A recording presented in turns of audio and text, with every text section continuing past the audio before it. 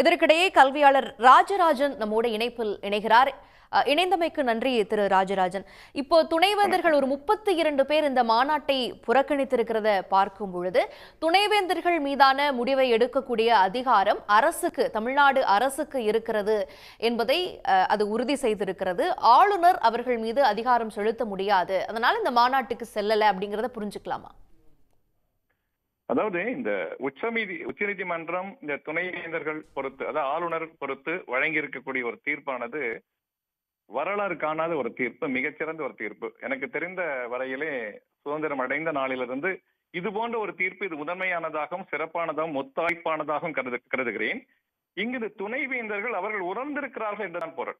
மக்கள் மன்றத்தினுடைய தீர்ப்பு இது. அதாவது சட்டமன்றத்திலே வேந்தராக இருக்க வேண்டியது நமது முதலமைச்சர், மாண்புமிகு முதலமைச்சர், அதாவது மக்களுடைய பிரதிநிதி என்று வைத்துக் கொள்வோம். அவர்கள் எடுக்கக்கூடிய ஒரு முடிவு, அதாவது தமிழ்நாட்டினுடைய மாணவர்கள், தமிழ்நாட்டினுடைய பல்கலைக்கழகங்கள், தமிழ்நாட்டினுடைய பல்கலைக்கழகம் இவற்றினுடைய நன்மை தீமைகளை ஆராய்ச்சி செய்வது மக்கள், அதாவது மக்களுடைய பிரதிநிதி முதலமைச்சர். அப்படி அந்த அடிப்படையில் தான் இதில் ஆளுநருக்கு அதிகாரம் இல்லை என்கின்ற வகையிலே இந்த தீர்ப்பு வழங்கப்பட்டிருக்கிறது. அதன் அடிப்படையிலே அதையும் மீறி இப்படி ஒரு சூழல் வந்ததற்கு பின்னால் மாண்புமிகு ஆளுநர் அவர்கள் முதல்வருடன் கலந்து மற்ற துணைமையர் கலந்து கொண்டு ஒரு தீர்க்கமான ஒரு சுமூகமான முடிவை எடுத்திருக்க வேண்டும். அதுதான் நாட்டிற்கும் கல்விக்கும் மாணவர்களுக்கும் பல்கலைக்கழகங்களுக்கும் பொதுவாக கல்வி வளர்ச்சிக்கும் நன்மை என்று நாம் சொல்லலாம்.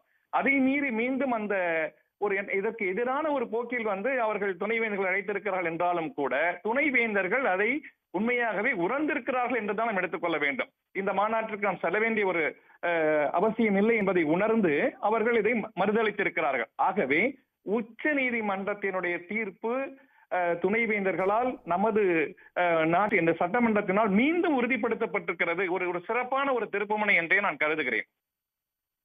இணைந்து உங்களுடைய பார்வைகளை வழங்கியமைக்கு நன்றி திரு ராஜராஜன். உடனுக்குடன் செய்திகளை தெரிந்து கொள்ள சன் நியூஸ் பெல் ஐகானை கிளிக் பண்ணுங்க.